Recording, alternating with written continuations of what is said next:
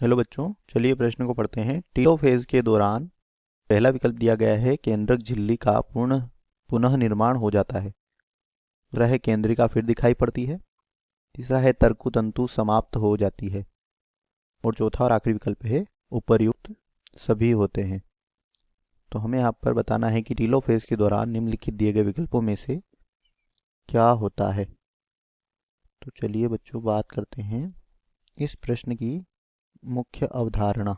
इसमें हम बात करेंगे कि जो टीलोफेज अवस्था होती है, क्या होती है टीलोफेज। यह कोशिका विभाजन जो होता है यह दो चरणों में होता है, अंतरावस्था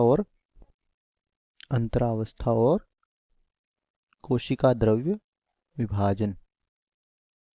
अंतरावस्था और कोशिका द्रव्य विभाजन या इसे साइटोकाइनेसिस कहते हैं। जो अंतरावस्था होता है इसकी चार उपअवस्थाएं होती है, प्रोफेज, मेटाफेज, एनाफेज और टीलोफेज। यह चार अंतरावस्था की उपप्रावस्थाएं होती है।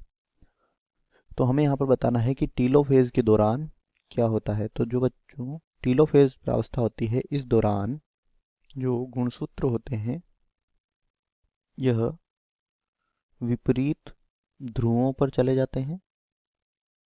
गुणसूत्र जो है यह विपरीत ध्रुवों पर चले जाते हैं और जो केंद्रक झिल्ली होती है इसका पुनः निर्माण होने लगता है। और क्या होता है, तो जो गुणसूत्र होते हैं यह तर्कुतंतु के द्वारा जो जुड़े होते हैं, यह तर्कुतंतु भी क्या होते हैं इस अवस्था में समाप्त हो जाते हैं। और अन्य जो कोशिकांग होते हैं वह भी पुनः प्रकट होने लगते हैं।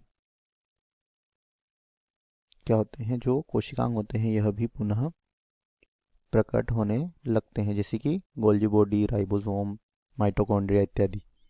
तो यहाँ पर बात करें अगर विकल्पों की, तो पहला दिया गया है केंद्रक झिल्ली का पुनर्निर्माण होता है, बिल्कुल सत्य है। केंद्रिका फिर दिखाई पड़ती है, यह भी सत्य है। केंद्रक झिल्ली के निर्माण के साथ यहाँ पर केंद्रिका का भी निर्माण होने लगता है और तर्कुतंतु भी समाप्त हो जाते हैं, यह भी सत्य है। उपयुक्त सभी होते हैं। तो उपरोक्त तीनों दिए गए जो हैं यह टीलोफेज के दौरान होता है। तो दिए गए प्रश्न का सही उत्तर होगा विकल्प डी। आशा करते हैं यह उत्तर आपको समझ आया होगा। धन्यवाद।